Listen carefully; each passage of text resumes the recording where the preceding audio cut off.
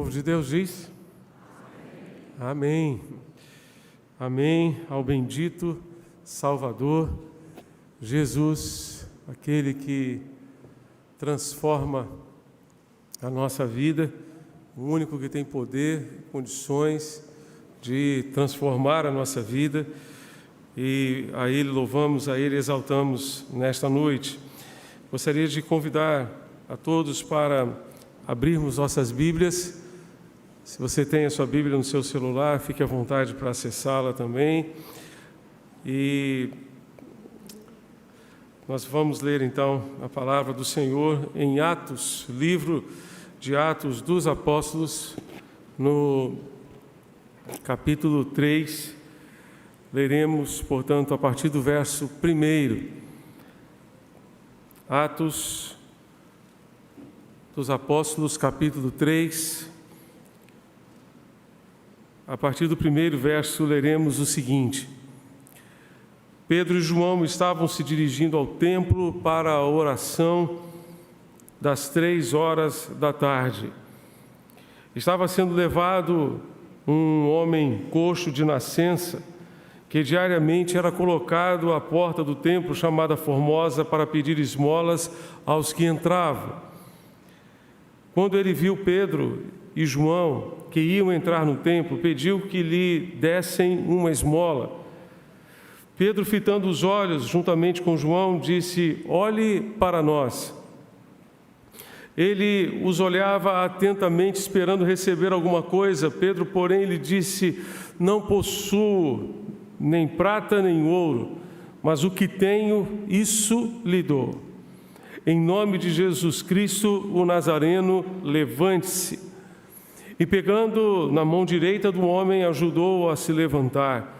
E imediatamente seus pés e tornozelos se firmaram. E dando um salto, ficou em pé. E começou a andar, e entrou com eles no templo, pulando e louvando a Deus. Todo o povo viu o homem andando e louvando a Deus, e reconheceram que ele era o mesmo que pedia esmolas, assentado à porta formosa do templo.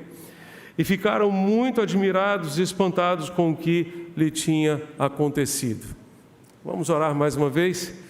Senhor, nós te bendizemos, ó Deus, pela tua bendita palavra. O maior tesouro, ó Deus, que temos é a tua palavra.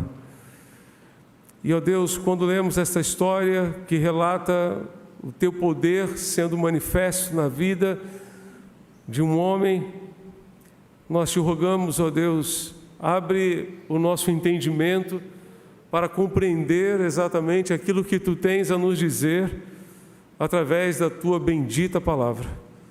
Nós te rogamos e suplicamos em nome de Jesus, nosso Senhor e Salvador. Amém e amém. Meus amados irmãos, prezados amigos, encontramos aqui a história de um homem sem esperança. Nós sabemos que podemos viver sem muitas coisas, mas não podemos viver sem esperança. Aquele homem não tinha esperança de voltar a andar, não tinha esperança de ter uma vida digna, não tinha esperança de ter autonomia, não tinha esperança de ter qualidade de vida em todos os sentidos possíveis para aquela época. Diz o texto no capítulo 4, se você está com a sua Bíblia em mãos, no capítulo 4, verso 22, o homem que fora curado milagrosamente tinha mais de 40 anos de idade. Mais de 40 anos de idade. Era um homem coxo de nascença, ou seja, desde que nascera, aquele homem jamais conseguiu firmar os seus pés. Jamais conseguiu firmar os seus pés e dar um passo sequer. Esse homem estava sentado ali. Ele havia sido colocado ali naquele lugar porque estava certamente já acostumado a depender da ajuda dos outros, dependia de amigos ou familiares que o levassem até um bom ponto para pedir esmolas. Não havia cadeiras de rodas naquela época, muito menos as cadeiras motorizadas como temos hoje, e vale a pena aqui fazer um parênteses para lembrar que a esmola, juntamente com o jejum e a oração, são apontados por Jesus no Sermão do Monte como 3 expressões da religiosidade nos dias de Jesus. E Jesus, no seu Sermão do Monte, vai justamente confrontar os seus ouvintes, demonstrando a necessidade de não deixar de praticar esmolas, nem de orar, nem de jejuar, mas sim de fazer tudo isso com uma intenção santa, com uma intenção que agradasse a Deus, com uma intenção que alegrasse o coração de Deus, a ponto de Jesus dizer: se você pretende dar esmolas, que a sua mão direita não saiba o que está fazendo a esquerda, nem que a esquerda saiba o que está fazendo a direita. Ou seja, não faça isso para ser visto, não faça isso para ter um ganho posterior, não faça isso para simplesmente lançar isso em rosto de alguém, porque você ajudou essa pessoa num determinado momento. Faça isso diante de Deus, e Deus, que vê em secreto aquilo que você está fazendo, o recompensará. Então, aquele homem certamente era colocado naquela posição ali, e em outras posições também, entendendo que se a esmola fazia parte da expressão de religiosidade do povo, então ele teria alguma chance de conseguir alguma coisa para a sua sobrevivência. Esse aleijado de nascença estava junto à porta formosa. Há muitas hipóteses a respeito dessa porta. John Stott vai dizer que essa porta formosa, segundo alguns autores, especialmente do primeiro século, Flávio Joséfo e outros mais, era uma porta realmente magnífica. Uma porta com uma altura estimada em 22 metros de altura. Você tem noção do que é isso? É um prédio de 7 andares. Se nós temos 3 metros para cada andar, 21 metros seria um prédio de 7 andares. A porta teria 22 metros de altura, toda ela preparada em bronze da cidade de Corinto.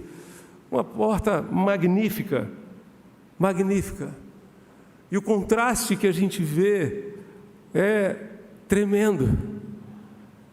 Junto a uma porta magnífica, nós vamos encontrar um homem aleijado que não consegue se levantar.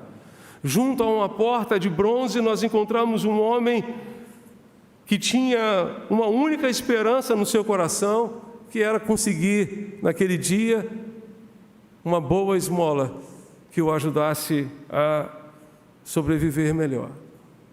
Diante daquelas limitações e das condições de tratamento daquela época, certamente não havia mais esperança para ele.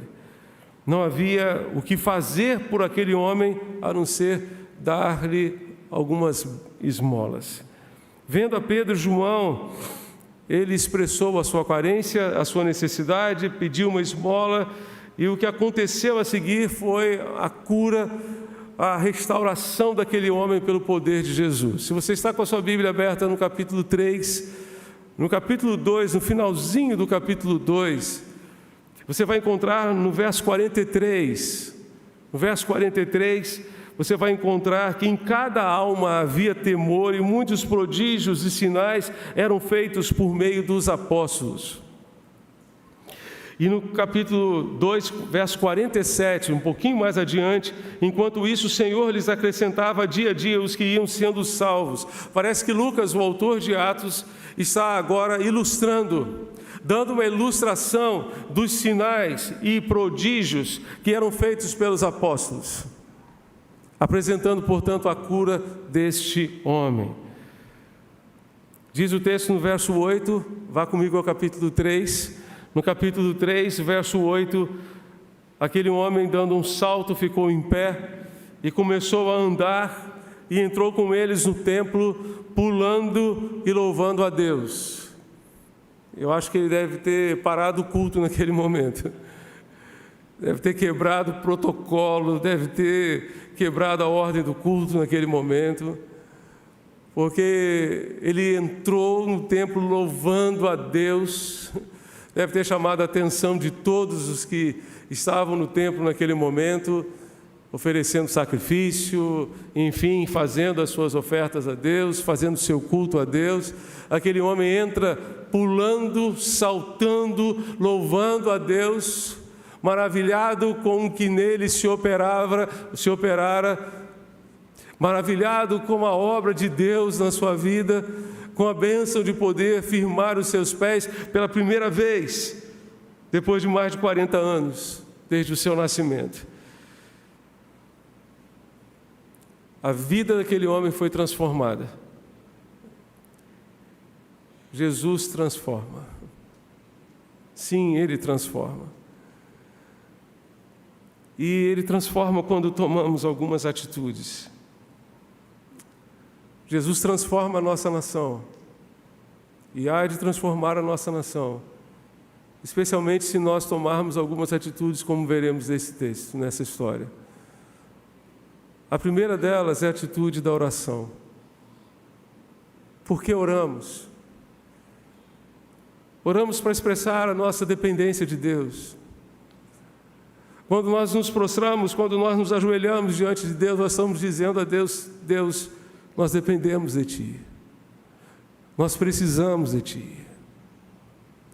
A nossa capacidade não é suficiente, a nossa inteligência não é suficiente, a nossa sabedoria não é suficiente, os recursos que temos em nossas mãos não são suficientes.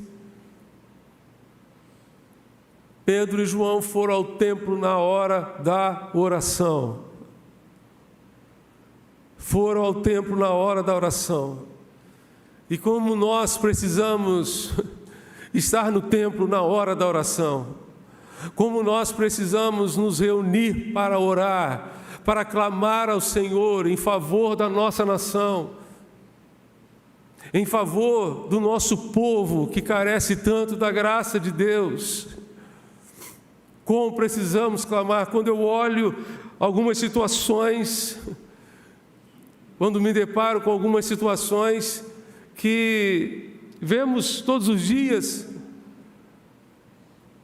simplesmente no noticiário que nos chega, parece que nos sentimos como aquele homem paralítico, pensando: Senhor, não existe mais o que fazer, não é possível mais fazer nada. Que situação difícil vivemos hoje em nossa nação em relação à corrupção, em relação à criminalidade.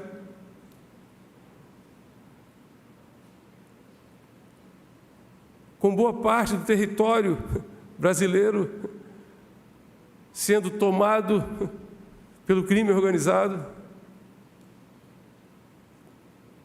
O que falar das drogas e da tragédia que ela tem representado para tantas famílias? Tantas famílias. O que falar da violência que tem ceifado tantas e tantas vidas? Tantas e tantas vidas. Tantos jovens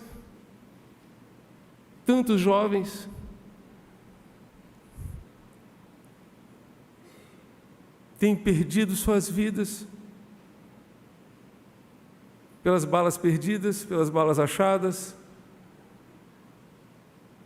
Nós precisamos subir ao templo na hora da oração.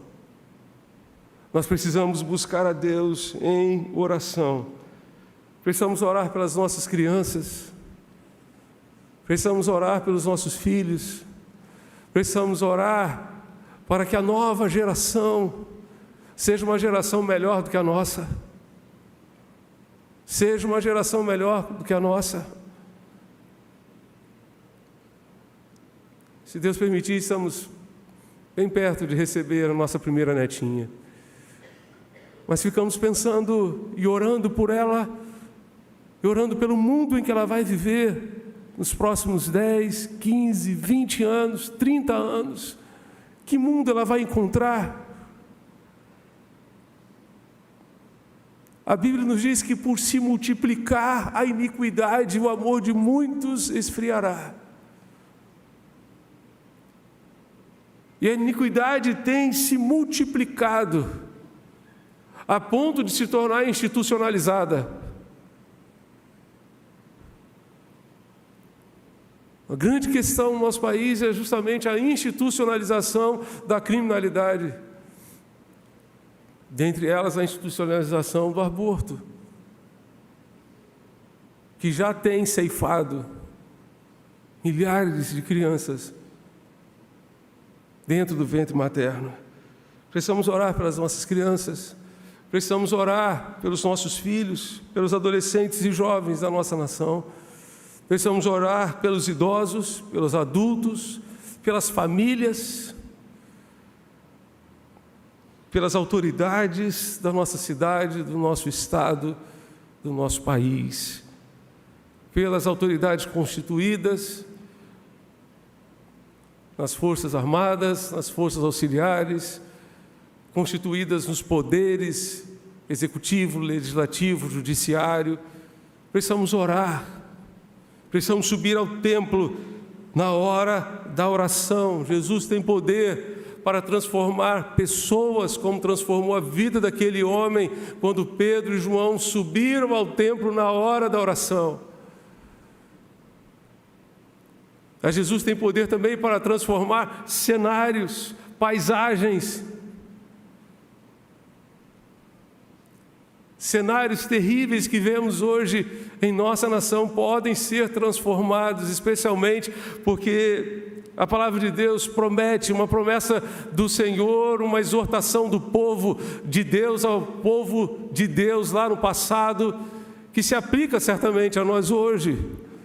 Se o meu povo, que se chama pelo meu nome, se humilhar e orar, e buscar a minha face, se converter dos seus maus caminhos, então eu ouvirei dos céus, perdoarei os seus pecados e sararei a sua terra. E desde agora estarão abertos os meus olhos e atentos os meus ouvidos à oração que se fizer neste lugar. Jesus transforma quando oramos. Jesus transforma quando percebemos as necessidades das pessoas. Diz o texto no verso 4, Atos 3, verso 4, que Pedro e João, fitando-o, eles focaram naquele homem ali sentado. Quando ouviram o seu pedido, quando olharam para ele, ele estendeu a mão, esperando receber uma esmola, aqueles apóstolos fitaram aquele homem, olharam para ele, olharam para o seu rosto, conseguiram enxergar a sua dor, conseguiram sentir a sua dor, isso se chama empatia, e nós precisamos desenvolver olhos empáticos, ouvidos empáticos, uma escuta empática, para escutar não apenas as palavras, mas escutar também o coração das pessoas e as suas necessidades, para ver além do rosto, para ver um coração sofrido, angustiado, abatido, triste, sem esperança, como era a realidade daquele homem. Eu quero encorajar você a pedir a Deus que lhe dê os olhos de Jesus. Em Mateus capítulo 9, a Bíblia diz que ele, andando pelas cidades e aldeias, vendo as multidões, compadeceu-se delas, porque estavam perdidas, errantes, como ovelhas que não têm pastor. Como precisamos pedir a Deus que nos dê esses olhos de Jesus, capazes de ver as multidões perdidas, errantes, como ovelhas que não têm pastor. As ovelhas que não tinham pastor naquela época, eram, no texto original, traziam a ideia de cães vira-latas procurando comida no lixo. Mas o mais interessante é que a Palestina estava apinhada de líderes religiosos naquela época. Mas as ovelhas estavam perdidas, errantes, as pessoas estavam perdidas nos seus próprios caminhos, como ovelhas que não têm pastor. Porque certamente aqueles líderes daquela época estavam mais interessados em si mesmos, nos seus próprios interesses, do que nas necessidades do povo. Precisamos fitar as pessoas que estão ao nosso redor. Eu quero encorajar você amanhã chegar no seu local de trabalho e pedir a Deus que abra os seus olhos para ver, além do rosto das pessoas que estiverem ao seu redor, além dos rostos que estiverem ao seu redor na sua escola, na sua faculdade, que você consiga ver o coração dessas pessoas, ver a necessidade delas, ver que por trás de um tudo bem está um coração doído, arrebentado por circunstâncias, por problemas, por angústias que vão se avolumando a cada dia, talvez na sua saúde, talvez na sua casa, talvez em alguma situação sequer. Jesus transforma quando oramos. Jesus transforma quando fitamos, quando olhamos para as pessoas. Jesus transforma quando testemunhamos. No verso 4, nós vamos encontrar Pedro e João dizendo: olha para nós, olhe para nós. Essa expressão é muito interessante para nós hoje.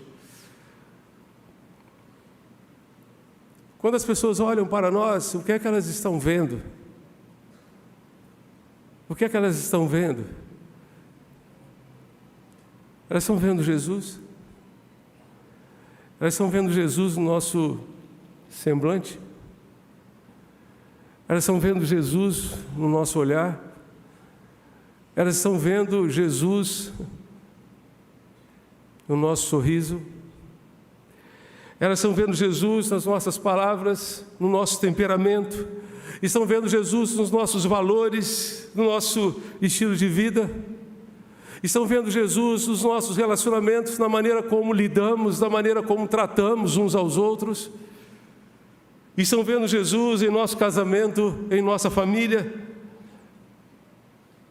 Infelizmente, estamos sempre pedindo às pessoas que olhem para Jesus.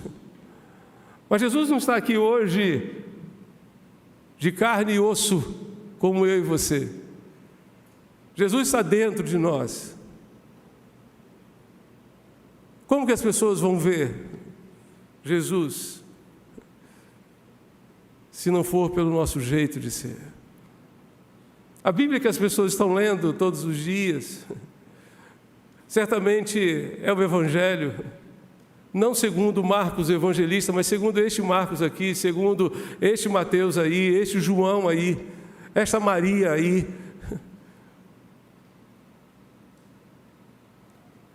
É o Evangelho segundo a sua vida. É o Evangelho segundo os seus valores. E é possível que as pessoas estejam tendo, na verdade, uma ideia distorcida do Evangelho ao olharem para nós. Se nós não estivermos vivendo o Evangelho, se nós não estivermos vivendo os valores do reino de Deus, nós precisamos refletir a imagem de Deus a este mundo. Romanos capítulo 8, verso 19, Paulo vai dizer que a criação aguarda com ardente expectativa a manifestação dos filhos de Deus. Não há dúvida que há uma referência escatológica aqui. A manifestação dos filhos de Deus certamente se dará no último dia, quando o Senhor voltar. Ele certamente há de manifestar aqueles que são filhos de Deus e aqueles que não são filhos de Deus. Mas a criação aguarda não apenas aquele dia final, ela está aguardando hoje a manifestação dos filhos de Deus, que nós nos manifestemos como filhos de Deus. Por exemplo, Jesus disse que no seu Sermão do Monte que bem-aventurados, felizes, São os pacificadores, porque eles são filhos de Deus. Então, os pacificadores, as pessoas que manifestam a paz, que buscam a paz, que lutam pela paz, elas são consideradas, reconhecidas como filhos de Deus. É nesse sentido que a criação está aguardando a manifestação dos filhos de Deus. Que nós nos manifestemos a este mundo como filhos de Deus, como servos do Senhor, testemunhando daquilo que Ele tem feito nas nossas vidas. Jesus transforma quando testemunhamos, Jesus transforma cenários, pessoas, quando também compartilhamos o nosso maior tesouro. Quando compartilhamos o nosso maior tesouro. Qual é o seu maior tesouro? Qual é o seu maior tesouro? Eu gostaria de dizer a você, lembrar a você talvez, que o maior tesouro que uma pessoa pode ter não está numa conta bancária, não está guardado no cofre de um banco, não são as escrituras que a pessoa pode ter. O maior tesouro que o ser humano pode ter se chama Jesus de Nazaré. Não existe tesouro maior do que esse.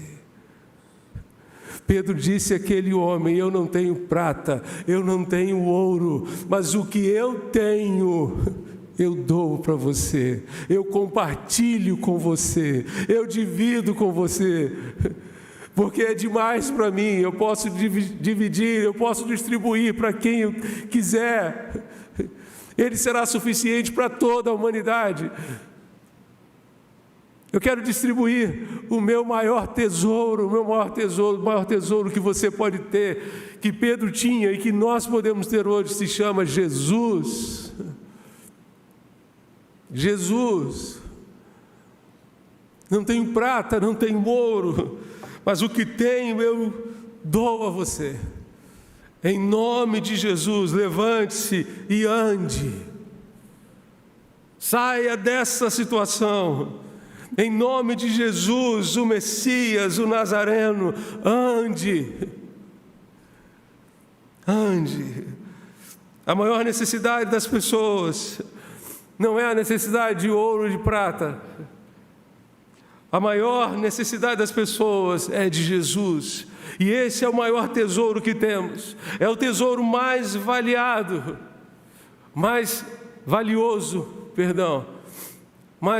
do que um baú cheio de ouro e de prata. Esse tesouro todos nós temos a partir do dia em que abrimos o nosso coração para Jesus e o recebemos como nosso Senhor e nosso Salvador. Não tenho prata nem ouro, mas em nome de Jesus Cristo, o Nazareno, lá de Nazaré, na Galileia, levante-se, ande.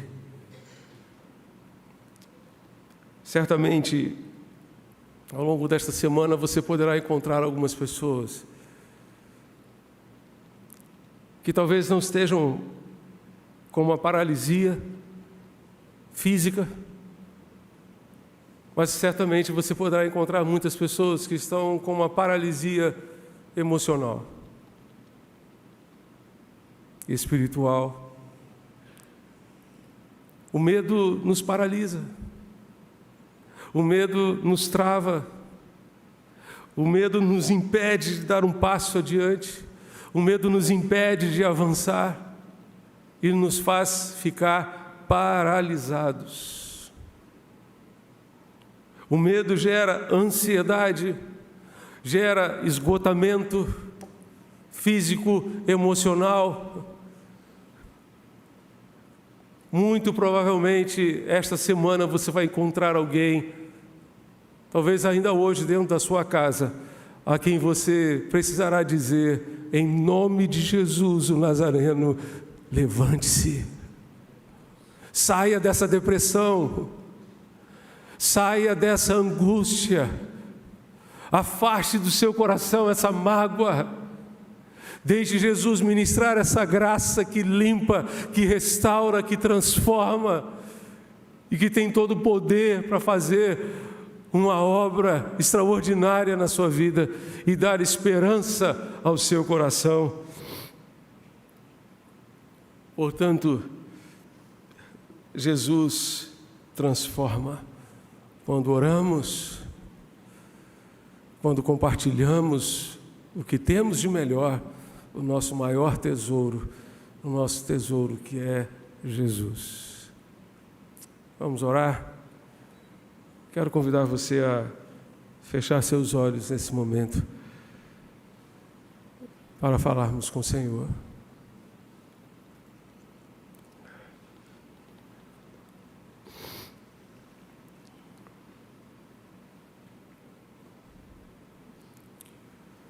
Eu não sei como você chegou aqui nesta noite, mas Jesus sabe. Ele sabe. Ele sabe como está o seu coração. Ele sabe quais são as suas dores, sabe onde está doendo, sabe qual é a causa da sua dor.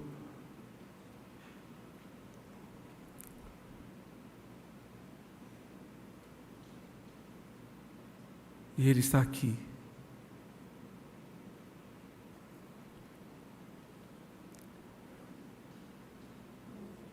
E o que Ele tem para você, olha, é algo extraordinário. O que Ele tem para você não é simplesmente a cura de uma necessidade física. O que Ele tem para você é esperança, é salvação, é vida eterna. O Cristo que transformou a vida daquele homem está aqui entre nós e tem poder para fazer essa grande obra na sua vida também. A transformação do Brasil começa dentro de nós, dentro do nosso coração. É a partir de cada um de nós que Ele fará essa grande obra de transformação da nossa nação. Deixe que o Senhor faça essa obra. Permita que Ele realize essa obra que somente Ele pode fazer, para a glória e para a honra do Seu nome.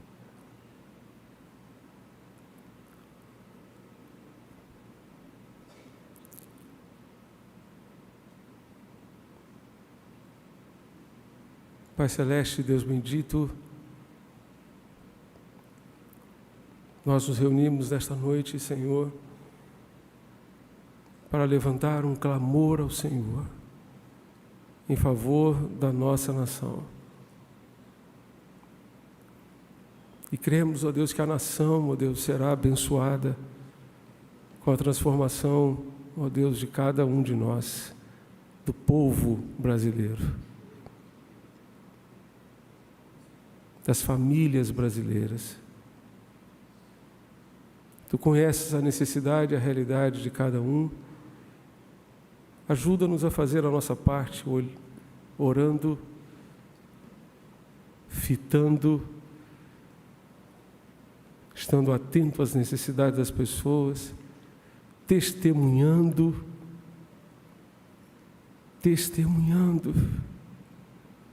e compartilhando o maior tesouro que temos, que é Jesus de Nazaré.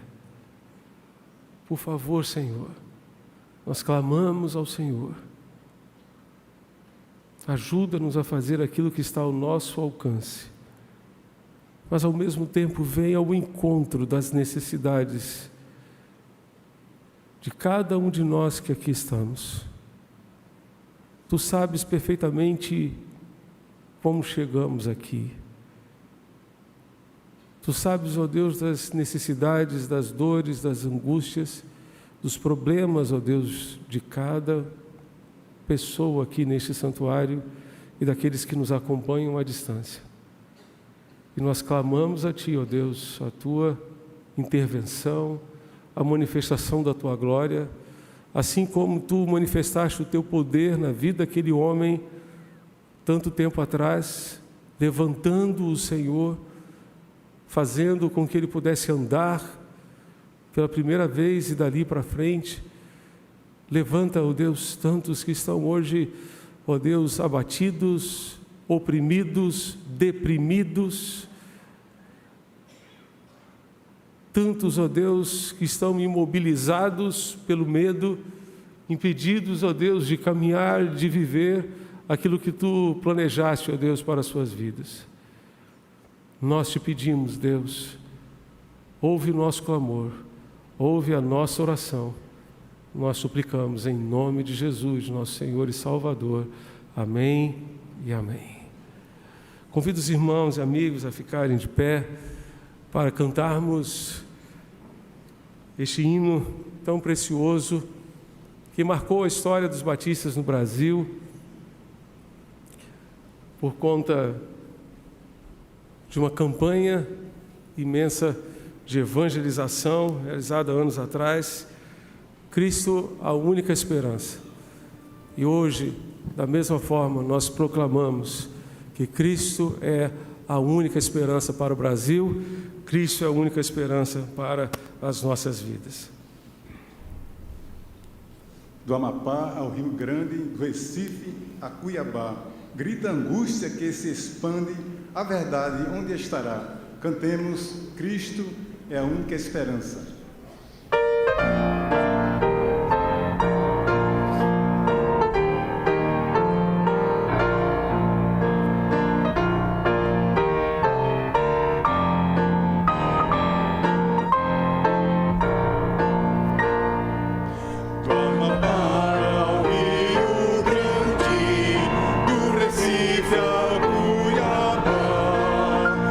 Angústia que se expande,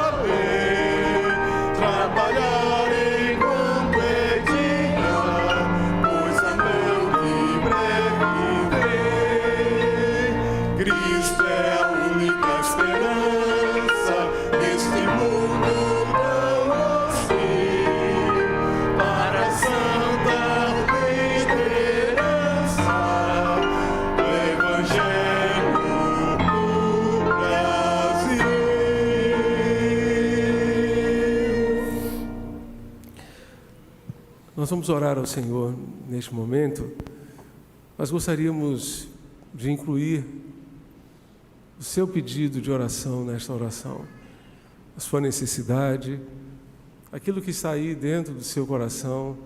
Você não precisará declarar, expor o seu pedido, mas Deus sabe, Deus conhece o nosso coração, Ele sonda, esquadrinha o nosso coração. Como disse, eu não sei como você chegou aqui hoje, se você se encontra paralisado pelo medo, pelas circunstâncias da sua vida, circunstâncias que têm causado tantas dificuldades para você, na sua casa, na sua família, talvez um diagnóstico que você não esperava receber, alguma situação que você está vivendo, talvez com um filho, com uma filha, com o pai, com a mãe, seja qual for a realidade que você está vivendo, se você tem algum motivo de oração para colocar diante de Deus neste momento, eu gostaria de convidar você a sair do seu lugar e vir até aqui à frente para juntos orarmos ao Senhor. Você pode vir, estamos aqui juntos em família. Pode deixar o seu lugar e vir para juntos orarmos ao Senhor. Vem. Mais alguém? Pode vir. Pode chegar. Lá da galeria pode deixar o seu lugar. Você pode deixar o seu lugar e vir.